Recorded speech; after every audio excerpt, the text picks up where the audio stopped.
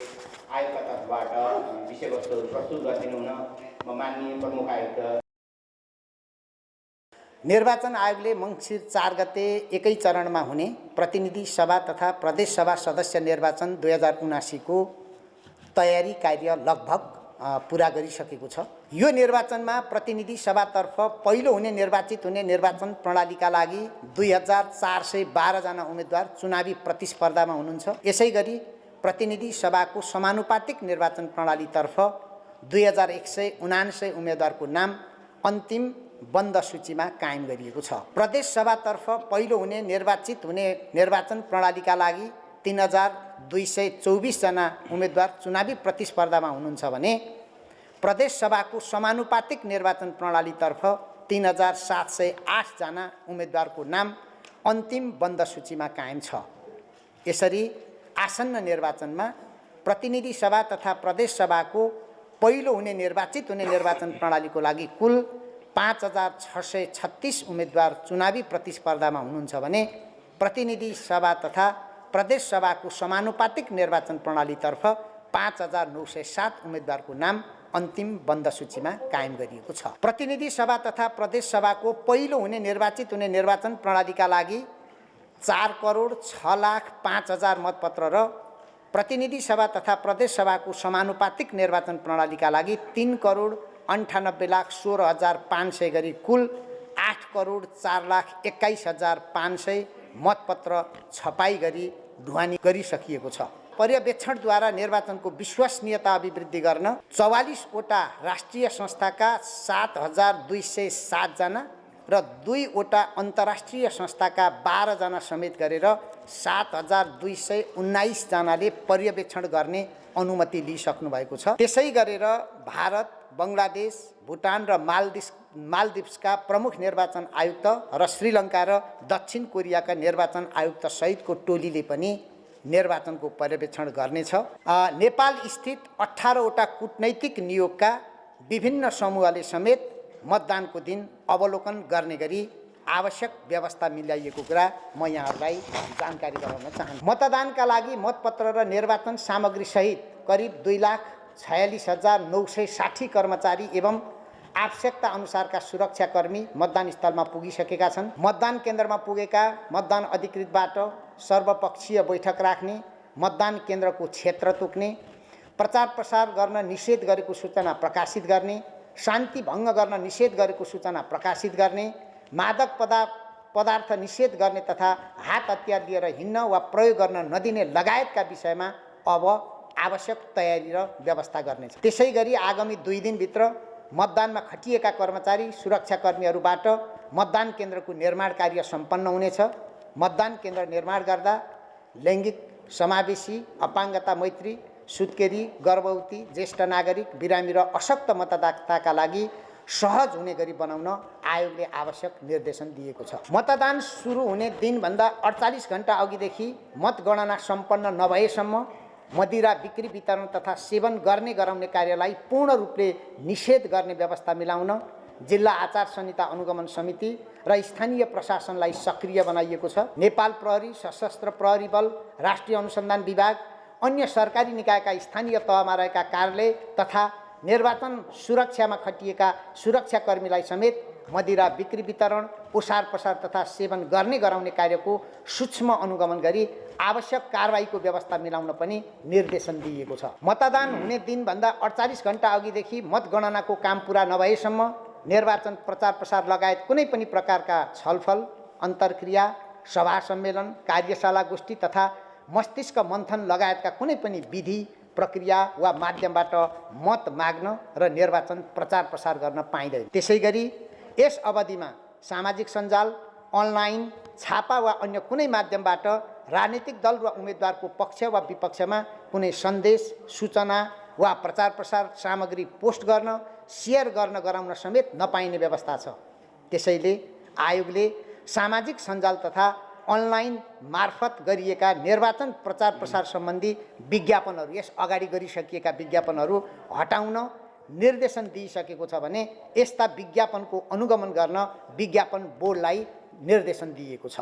कसैले कसैलाई धाक, धम्की, डर वा त्रास देखाई वा अन्य कुनै किसिमले अनुचित प्रभावमा पारी कुनै निर्वाचन क्षेत्र वा मतदान केन्द्रमा निर्वाचनको कुनै पनि काम वा मतदानका कामको निष्पक्षता र स्वतन्त्रतामा असर पुर्याउने काम गरेमा निर्वाचनको काममा खटिएका कर्मचारी, सुरक्षाकर्मी, अनुगमनकर्ता, पर्यवेक्षकका जो कोहीले आफ्नो कर्तव्य सम्झी सूचना दिन, त्यस्तो कार्य रोक्न वा कानुन बमोजिम कारबाही गर्न विशेष निर्देशन दिइएको छ। मतदानको दिनभन्दा अगाडि र मतदान सम्पन्न भएपछि अन्तिम नतिजा नआउँदासम्म निहित राजनीतिक स्वार्थले निर्वाचनको निष्ठालाई आघात पुर्याउने गरी देशभित्र र बाहिरबाट सामाजिक सञ्जाल मार्फत फैलन सक्ने मिथ्या सूचना, दुष्प्रचार र द्वेषपूर्ण अभिव्यक्तिका कारण निर्वाचन व्यवस्थापन तथा सञ्चालन प्रभावित हुन सक्नेतर्फ आयोग सचेत रहेको छ। सामाजिक सञ्जाल मार्फत मिथ्या सूचना, दुष्प्रचार एवं द्वेषपूर्ण अभिव्यक्तिका माध्यमबाट निर्वाचनको निष्ठामाथि प्रश्न उठाउने अवस्था आउन नदिन आयोग संवेदनशील छ र यसतर्फ सबैको ध्यान जानु आवश्यक छ भन्ने आयोगको ठम्याइ छ। यो अवधिमा सामाजिक सञ्जालबाट फैलिन सक्ने मिथ्या सूचना, दुष्प्रचार र द्वेषपूर्ण अभिव्यक्तिलाई नियमन र नियन्त्रण गर्न आयोगले सामाजिक सञ्जालका कम्पनीहरूसँग सहकार्य गरिरहेको र ती कम्पनीहरूले पनि विशेष निगरानी गरिरहेका छन्। मिथ्या सूचना, दुष्प्रचार, द्वेषपूर्ण अभिव्यक्ति फैलिन नदिनु सबैको साझा दायित्व भएकोले निर्वाचनको यो बाँकी अवधिमा सबै पक्षबाट यो दायित्वको पूर्ण पालना हुनेमा आयोग विश्वस्त रहेको छ। निर्वाचनलाई स्वच्छ, स्वतन्त्र, निष्पक्ष, भयरहित, पारदर्शी एवं विश्वसनीय बनाउन आयोगले आवश्यक सुरक्षा प्रबन्ध मिलाइसकेको छ। निर्वाचन बिथोल्ने वा बहिष्कार गर्ने, बुथ कब्जा गर्ने, मतदातालाई मतदानको अवसरबाट वञ्चित गर्ने, डर धाक धम्की दिने लगायतका कार्यहरू गरी निर्वाचनको स्वच्छतामा असर पुर्याउने कुनै पनि गतिविधिहरू रोक्न आवश्यक सुरक्षा रणनीतिसहित सुरक्षाकर्मीहरू परिचालन गरिएको छ। निर्वाचन सुरक्षाका लागि प्रत्येक मतदान केन्द्रमा आवश्यक सुरक्षाकर्मीसहित 3 घेराको सुरक्षा व्यवस्थाका अतिरिक्त 30 मिनेटभित्र पुग्न सक्ने गरी पर्याप्त सुरक्षाकर्मीको रिजर्भ फोर्सको व्यवस्था गरिएको छ। निर्वाचन सुरक्षा जोखिमका आधारमा आवश्यकता अनुसार सुरक्षा गस्ती परिचालन तथा क्षेत्रगत संवेदनशीलतालाई मध्यनजर गरी पर्याप्त मात्रामा अधिकार सम्पन्न घुम्ती टोली परिचालन गर्ने व्यवस्था मिलाइएको छ। निर्वाचन कसुर तथा सजाय ऐनको दफा 24 को 5 ले कसैले पनि मतदान हुने दिनभन्दा 48 घण्टा अघिदेखि मतगणनाको काम पूरा नभएसम्म कुनै उम्मेदवार वा राजनीतिक दलको पक्ष वा विपक्षमा मतदान गर्ने वा नगर्ने उद्देश्यले सभा बोलाउन वा आयोजना गर्न, जुलुस निकाल्न वा नाराबाजी गर्न वा अन्य कुनै पनि प्रकारले प्रचार प्रसार गर्न वा गराउन हुँदैन। यदि यस्तो गरिएको छ भने यस्तो कार्य गर्नेलाई आयोग निर्वाचन अधिकृत वा अनुगमनकर्ताले 25,000 रुपियाँसम्म जरिमाना गर्न सक्ने भन्ने व्यवस्था रहेको छ। आयोग त यहाँ काठमाडौँमा छ, तर हाम्रा निर्वाचन अधिकृत र अनुगमनकर्ताहरू स्थानीय तहमै भएको हुनाले उहाँहरूलाई यो व्यवस्था प्रभावकारी ढङ्गले कार्यान्वयन गर्नको निम्ति निर्वाचन आचार संहिता केन्द्रीय अनुगमन समितिले आजै निर्णय गरेर निर्देशन दिएको बेहोरा समेत म जानकारी गराउन चाहन्छु। अन्त्यमा आयोगले निर्वाचनको सञ्चालन र व्यवस्थापन सम्बन्धी सम्पूर्ण व्यवस्थापकीय कार्य सम्पन्न गरिसकेको र आवश्यक सुरक्षा व्यवस्था मिलाइसकिएकोले सम्पूर्ण मतदाताहरूलाई कसैको डर, धाक धम्की र प्रलोभनमा नपरी आफूलाई मन परेको राजनीतिक दल तथा उम्मेदवारको निर्वाचन चिन्हमा मतदान गरी आफ्नो मताधिकार प्रयोग गर्न आयोग सबैसँग हार्दिक आग्रह गर्दछ। साथसाथै निर्वाचनको मिति तोकिएदेखि नै निर्वाचनका विविध पक्षमा निरन्तर समाचार सङ्कलन र सम्प्रेषण गरेर मतदाताहरूलाई सुसूचित बनाउने तथा आयोगलाई पृष्ठपोषण गर्ने कार्यमा सदैव लागि पर्नुभएका आदरणीय सम्पूर्ण सञ्चारकर्मी तथा आम सञ्चार माध्यमहरूलाई आयोग हार्दिक धन्यवाद दिन चाहन्छ। धन्यवाद। हामीले मतगणना गर्न प्रारम्भ गर्नुभन्दा अगाडि कुन ओडाको कुन मतदान केन्द्रमा कति मत खसो बाहिरी आँखाले हेर्दा अस्वाभाविक लाग्ने हुन्छ कि हुँदैन। अर्थात् उदाहरणको लागि कहीँ 100% मतदान भयो, सुन्दा साह्रै राम्रो, बुझ्दा अत्यन्त कठिन, यस्तो विषयलाई समेत हेरेर यदि अस्वाभाविक मतदान भएको छ भने आयोगले त्यसलाई फेरि अर्को मतदान गर्छ। तर यो चाहिँ कुनै पनि तरिकाबाट गरिएको यो मतदानलाई अवाञ्छित तरिकाबाट यसलाई प्रभावित गर्ने कामलाई हामीले सहँदैनौँ र त्यो मान्दैनौँ भनेर भनेका छौँ। अघि भर्खरैको बैठकमा पनि त्यो निर्णय भएको छ। यसमा ढुक्क हुनुहोस्, यो तथ्याङ्क तपाईँको त्यो सुन्दर कलमले लेख्नुपर्ने छैन। यो प्रेस कार्ड प्रयोग गर्ने विषय चाहिँ अब अहिले हामीले निर्णय गरेर सबै पठाइसकेकै छौँ। अब 6वटा डकुमेन्ट नभएको त्यही मात्रै भएको कोही हुनुहुन्छ र अप्ठ्यारै पर्छ भने हामीले त 6वटा डकुमेन्टबाट पाउने त भनेर भनिदिएको छ। ती 6वटा नभएको र त्यो एउटा मात्रै भएको हुनुहुन्छ भने त्यसलाई हामीले अलिकति छुट्टै ढङ्गले विचार विमर्श गरौँला। अहिले यसमा मैले योभन्दा धेरै भनिनँ। तपाईँको मतदानको अधिकार सुरक्षित राख्नको हामी संवेदनशील छौँ। अहिले चाहिँ जेइओसी भनेर हामीले जोइन्ट इलेक्सन अपरेसन सेन्टर भनेर स्थापना गरेका छौँ। गृह मन्त्रालयको सहसचिवज्यूको संयोजकत्वमा सबै सुरक्षा निकायका यो चाहिँ प्रथम श्रेणीका अधिकृतहरू भएको त्यो समिति छ र त्यसले कहीँ कुनै सूचना आउन साथ हामी यतातिर कागजको हकमा प्रेस विज्ञप्ति निकाल्छौँ भने त्यसले तत्तत निकायलाई जहाँ जे समस्या आएको छ, कहीँ वाद विवाद भएको होला, कहीँ झै झगडा भएको होला, कहीँ कसैलाई चाहिँ प्रचार प्रसारमा अवरोध भएको होला, त्यसलाई हामीले सिधै निर्देशित गर्छौँ। यो दुईटा कुरा सँगसँगै हुन्छ। अब यो भोजभतेर गर्न नियन्त्रण गर्ने भन्ने विषय छ। यो स्वाभाविक रूपले मैले अघि भनेको विषयले पनि इङ्गित गर्दछ। अहिले हामीले यो अघि मैले सुरुमा राखेको कुराले पनि भनेको छ, स्थानीय तहका सम्पूर्ण सुरक्षा निकायहरू जो क्रियाशील छन् तिनले देख्लान्।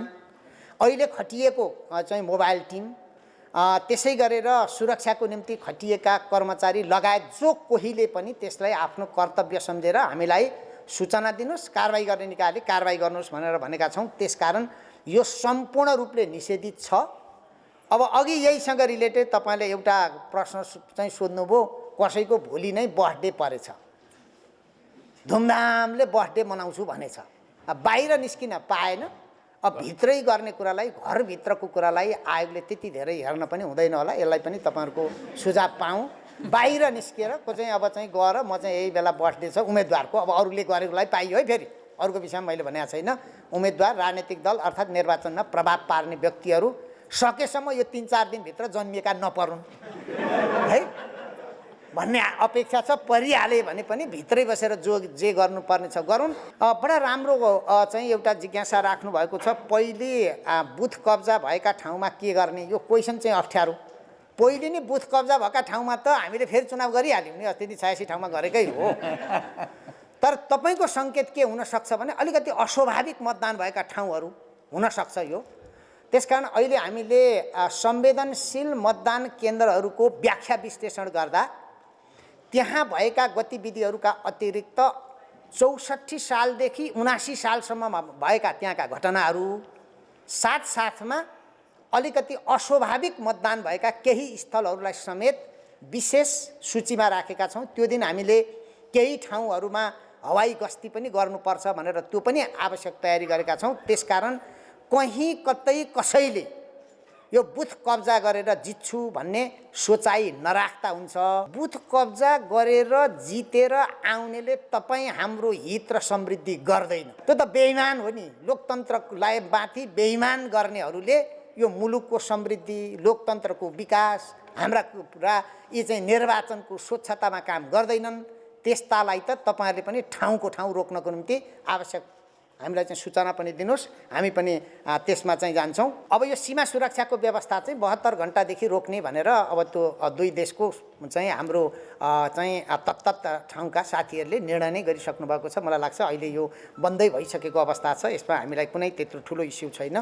समानुपातिक तर्फका उम्मेदवारहरूको विषयमा कानुनमा स्पष्ट व्यवस्था नभए पनि आयोगले आजै अहिले निर्णय गरेर हामीले तयारी गरिराखेका छौँ। यो निर्णय गर्न चाहिँ बाँकी छ, हामी छलफलमै छौँ। जसको जुन जिल्लाको मतदाता नावलीमा नाम छ त्यही जिल्लाबाट यो बन्द सूचीको नाम हेरेर उम्मेदवारको परिचय पत्रसम्म दिने गरी व्यवस्था गरिदिए राम्रै होला भन्ने आयोगले सोचेको छ।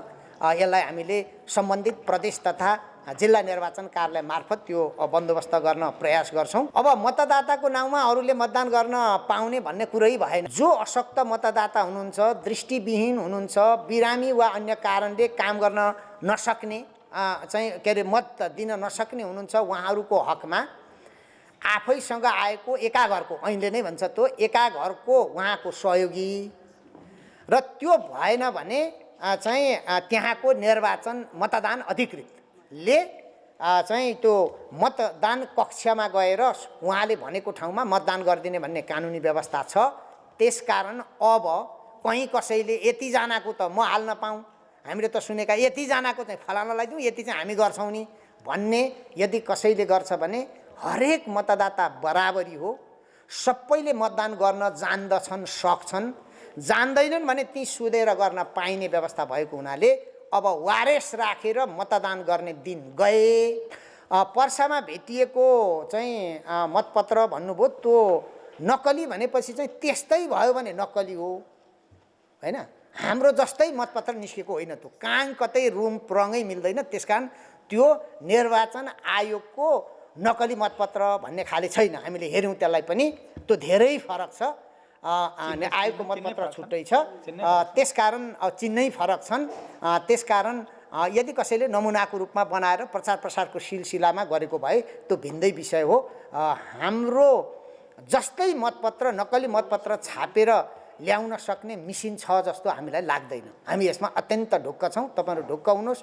कोही आन्तरिक यो कसरी छापिन्छ भन्ने कुरा पनि बुझ्न चाहनुहुन्छ भने पनि हामी त्यो समय सन्दर्भसँगै अहिले कस्तो प्रविधि छ भनेर भनौँला। अब यो पैसा छाप्ने मिसिन आदि इत्यादि बनाएको चाहिँ त्यो अलि लामो समय त्यसलाई हेरेर होला। हाम्रो त त्यो गोपभित्र छ, कसैले देखेकै छैन कस्तो मतपत्र छ भनेर। अब कसरी नक्कली बनाउन सक्छ? सबै ओडालाई परिचालन गरेर गाउँपालिका र नगरपालिकाको ओडा मार्फत सामुदायिक चाहिँ सामाजिक परिचालकहरू परिचालन गर्यौँ। एक दोस्रो, सबै गैर सरकारी संस्था सामाजिक संस्थालाई अनुरोध गरेर तपाईहरूको कार्यक्रम अन्तर्गत हामीले डकुमेन्ट दियौँ र तहाँबाट परिचालन गर्ने प्रयत्न गऱ्यौँ। र अरू सामाजिक सञ्जाल लगायत मिडियाहरू मार्फत गरिएको विषय तपाईहरूलाई थाहा नै छ। कुनै पनि साप्ताहिक पत्रिकासँग हाम्रो कुनै पनि आग्रह पूर्वाग्रह अथवा अर्को कुनै पनि त्यस्तो नहोस्, गरौँ नगरौँ भन्ने विषय केही होइन। आयोगले यो सम्बन्धी कार्यदल बनायो। कार्यदलले प्रचार प्रसारको सन्दर्भमा यो विधि चाहिँ अवलम्बन गरौँ भन्यो। त्यही विधि अन्तर्गत यो कार्यहरू गरिएको हुनाले र अघि यहीसँग जोडेर मैले भने निर्वाचन प्रचार प्रसारको विषयमा निर्वाचन आयोगले कसैलाई आजका मितिसम्म रु1 पनि भुक्तानी दिएको छैन। बागमती सभ्यता लगायतको सुकुम्बासीको विषय हामी कहाँ प्रष्ट रूपमा जानकारी नआएको विषय भएको हुनाले मैले ठ्याक्कै त्यसमा अहिले प्रवेश गर्न सकिनँ। तर अहिले नै हामी त्यहाँको सम्बन्धित पक्षसँग कुराकानी गर्छौँ र यो निर्वाचन हुनुभन्दा अगाडि कुनै पनि किसिमका यस्ता कामहरू, मतदातालाई असर पर्ने कामहरू, त्यसमा पनि अब यो 48 घण्टाको अवधिमा काम गर्छ भने त्यो निकाय पनि कारबाहीको दायरामा आउनुपर्छ। हामी स्पष्ट रूपमा यो जानकारी गराउँछौँ। उम्मेदवारको योग्यताको विषयमा मैले यसलाई अलिकति व्याख्या गरिदिनुपर्छ कि जस्तो लाग्यो, 1 मिनेटमा सकौँला। सबभन्दा पहिले उम्मेदवारको योग्यताको विषयमा उम्मेदवारी दर्ता गर्नुभन्दा अगाडि आयोग जान्दैन, शून्य छ। जब उम्मेदवारी दर्ता भयो, समानुपातिक तर्फको उम्मेदवारी हामीले 2 गते र 3 गते गऱ्यौँ। 4 गतेदेखि बल्ल उहाँको योग्यताको प्रश्न उठ्यो, उम्मेदवार भएपछि उठ्छ।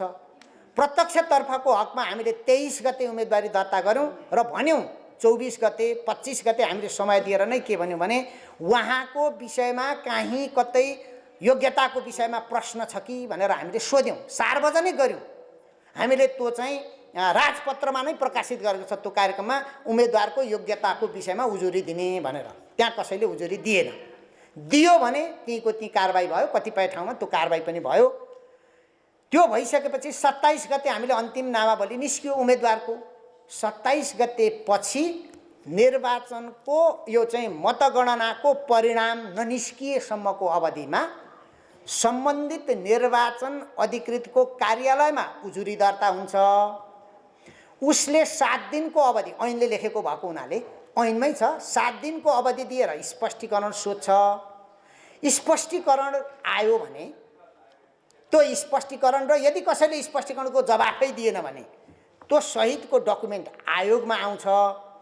आयोगले आवश्यक बुझ्नुपर्ने कुराहरू भनिसकेपछि अघि तपाईँले सोधेको प्रश्नमा त्यो विषयमा हामीले आफै जान्यौँ भने हामीले आफै निर्णय गरिहाल्छौँ। तर हामीले निरूपण गर्न नसक्ने विषय छ भने, जस्तो उदाहरणको लागि मैले अब यति भन्दा कसैलाई अप्ठ्यारो नहोला कि कुनै विषयमा यस्तै हामीले निर्णय गर्नु पर्यो, हामीले त्यो निजको यो पद चाहिँ लाभको पद हो कि होइन भनेर सम्बन्धित निकायमै सोध्यौँ। उनले के पद ग्रहण गरेको छ भने त हामी त जान्दैनौँ नि त, सोध्यौँ। उहाँले दिएको प्रमाणको आधारमा हामीले डिसिजन गऱ्यौँ। त्यस्तै अरू कुनै पनि विषयमा आयोगले आफै निरूपण गर्ने विषय छ भने 7 दिनभित्र आयोगले निर्णय गर्छ, 8 दिन पुर्न पाउँदैन।